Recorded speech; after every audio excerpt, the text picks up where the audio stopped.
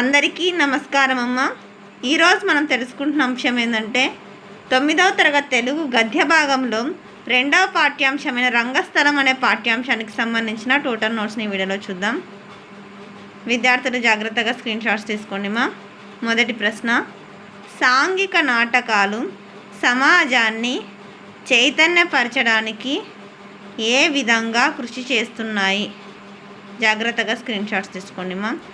మళ్ళీ చెప్తున్నాను అనుకోద్దండి. మీకు కనుక అక్షరాలు కనుక క్లియర్ కనిపించకపోతే నెట్ క్వాలిటీ పెంచుకొని స్క్రీన్ షాట్స్ తీసుకోండి మా. ఎక్కడికక్కడ స్క్రీన్ షాట్స్ తీసుకోండి. ఇది గురజాడ అప్పారావు గారు రాసిన కన్యాశుల్కం నాటకానికి సంబంధించినది. దాంట్లో గిరీశము, మధురవాణి, కరకట శాస్త్రి, అగ్నిహోత్ర అవధానులు మొదలైన పాత్రలు పలికే సంభాషణలు జనరంజకంగా ఉంటాయి. జాగ్రత్తగా స్క్రీన్ షాట్స్ తీసుకోండి మా.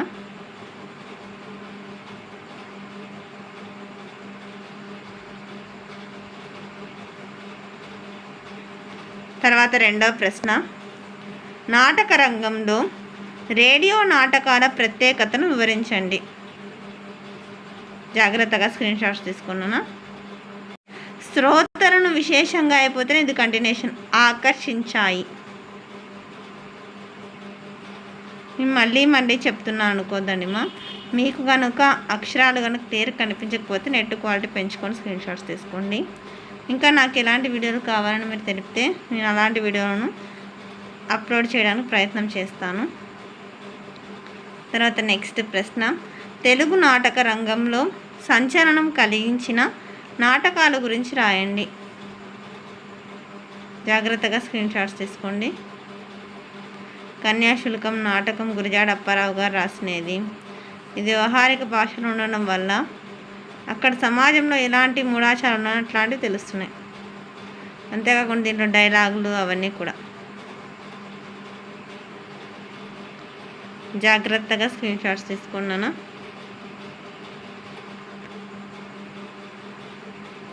తర్వాత ఇక్కడ చూడండి, అలాగే బోయ భీమన్న గారు రచించిన పాలేరు నాటకం. ఇది కూడా ఆనాడు సమాజంలో ఉన్న కుల వ్యవస్థకు సంబంధించి తక్కువ వర్ణాలు కూడా చదివి ఐఏఎస్ ఆఫీసర్లు ఏ విధంగా అవ్వచ్చు, వాళ్ళకి అవకాశం ఉంటే ఎలా మార్పు వస్తుంది అనేది చాలా అద్భుతంగా చెప్పినారు ఈ పాలేరు నాటకంలో.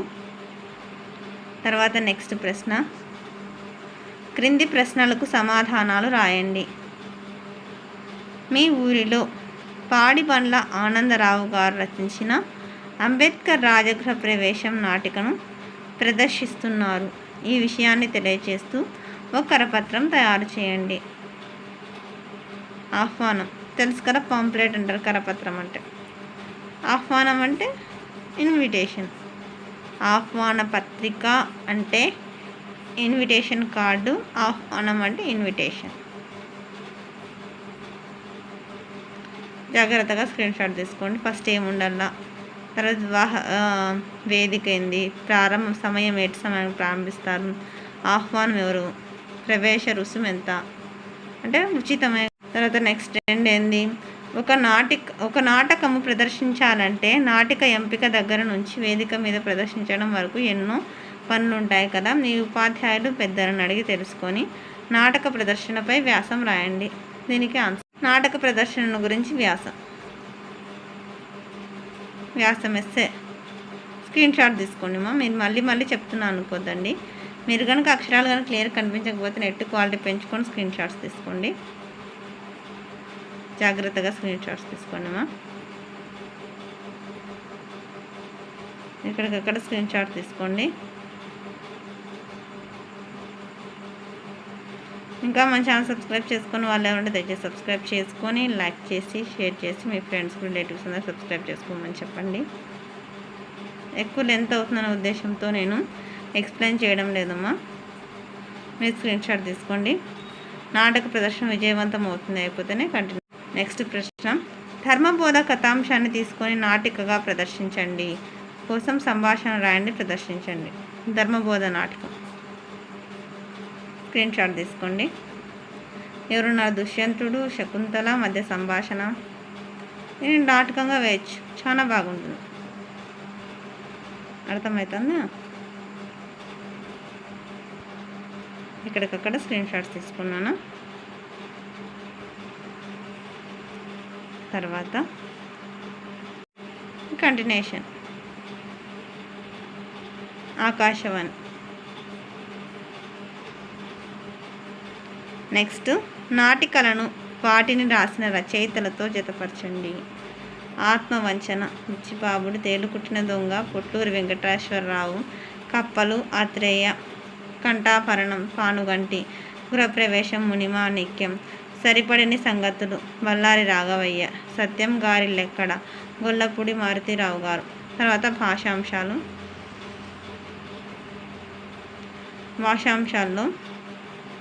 ఎరుపు రంగులో ఉండే అర్థానికి అర్థాలు రాయాల. కనుమరుగు అంటే అదృశ్యము. తర్వాత హర్షధ్వనుడు అంటే చప్పట్లు. చూసుకున్నాను, మళ్ళీ ప్రతిదీ ఎక్స్ప్లెయిన్ చేసుకుంటే పోతే లెంత్ అవుతుంది. స్త్రీలు అంటే మహిళలు, గ్రామం అంటే పల్లెటూర్లు, హాస్యము అంటే నవ్వు, నృత్యం అంటే నాట్యం, వీక్షకులు అంటే ప్రేక్షకులు, ఉల్లాసం అంటే సంతోషం ప్రకాశం. ఇదేంది నానార్థాలు.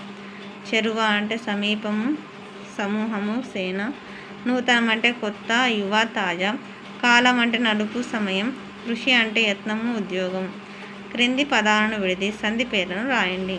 లోకానుభవం అంటే లోక ప్లస్ అనుభవం సవర్ణ దీర్ఘ సంధి. అత్యుత్తమం అంటే అతి ప్లస్ ఉత్తమం జనాదేశ సంధి. ముఖాభినయం అంటే ముఖ ప్లస్ అభినయం సవర్ణ దీర్ఘ సంధి. క్రింది పదాలను చదవండి, విగ్రహ వాక్యం తెలిసి సమాసం ఏందో రాయండి. నెక్స్ట్ సంక్లిష్ట వాక్యాలు సామాన్య వాక్యాలుగా రాసేది. అందరికీ ధన్యవాదాలమ్మా. ఇంకా మన ఛానల్ సబ్స్క్రైబ్ చేసుకుని వాళ్ళు ఎవరంటే దయచేసి సబ్స్క్రైబ్ చేసుకొని లైక్ చేసి షేర్ చేసి మీ ఫ్రెండ్స్కి రిలేటివ్స్ అందరూ సబ్స్క్రైబ్ చేసుకోమని చెప్పండి.